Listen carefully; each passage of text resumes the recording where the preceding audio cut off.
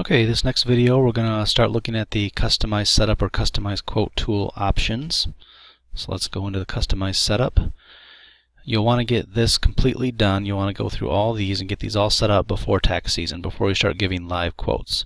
And you don't want to change anything mid-season, at least as far as the dollar amounts and discounts and things go, because if you give quotes and you change some of this main setup, it will change the outcomes of those prior quotes as well automatically.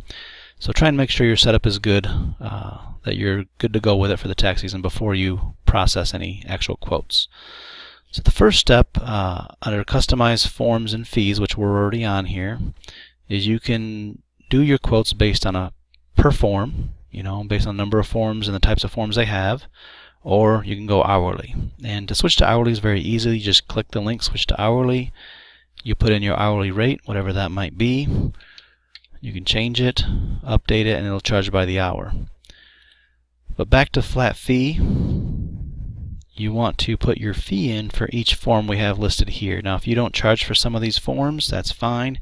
You can put a 0. It's not going to hurt anything. That's what you want to do.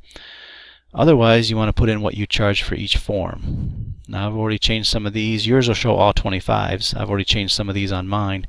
Like for a 1040, we charge 80 bucks. 1040A is 60, 1040Z is 30. We charge for the child tax credit, let's say it's $35. Daycare credit form 2441, we charge $25 for. And the child tax credit, let's say it's 30 bucks. And you can go through, you want to update these to how you charge per form for each of these forms. When you get them all done, hit Save Changes, and it'll update them over here. So this column here is what's going to come up in the quotes. If you want to do hourly, you hit switch to hourly. You have to put in the number of minutes you want to charge for each form. So maybe daycare you do 10 minutes. Notice the fee right now is 0, but if I hit Save Form Changes, it'll run the calculation based on your hourly fee comes out to be $17 for 10 minutes. So you can go put in your minutes for all of your forms if you charge by the hour. Okay, don't forget to hit save so it updates them all.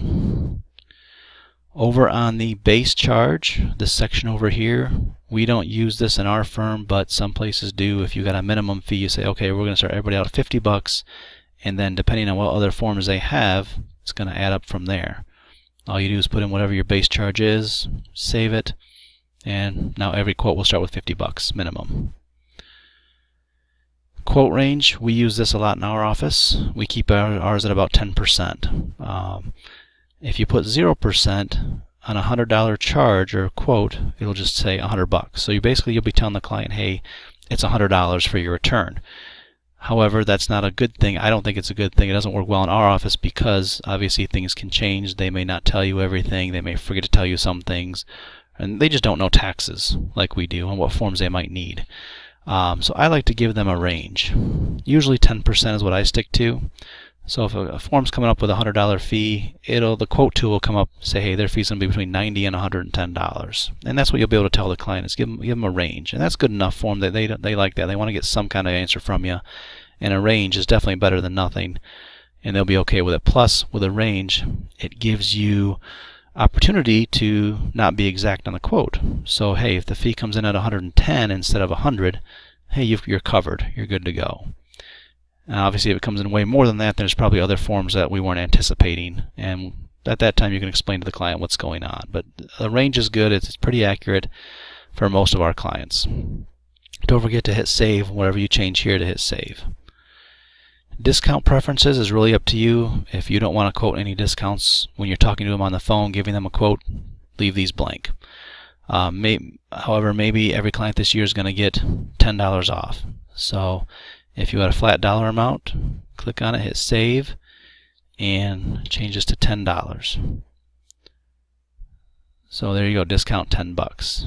Now on a $100 charge, it's really 90 bucks. Very simple. If you'd rather go change it and charge it by discounts or give a discount by percentage, you can enter that here. Maybe you want to give 20% off. I have to do this, so I have to save the orange button here. 20%. Now it's going to give 20% off 180 bucks in this case. It's just an example. But whether you have discounts or want to use them, it's up to you. If you don't want to use discounts, uncheck them, hit save, then you're not going to figure in any discounts on your quote. But I do highly recommend the quote range. It's very, very helpful. You can go as wide as you want. You want to go 20%, that's fine. It gives a wider range. That's more safety for us as far as giving a quote that's maybe it's too low, but we've got ourselves covered with the range.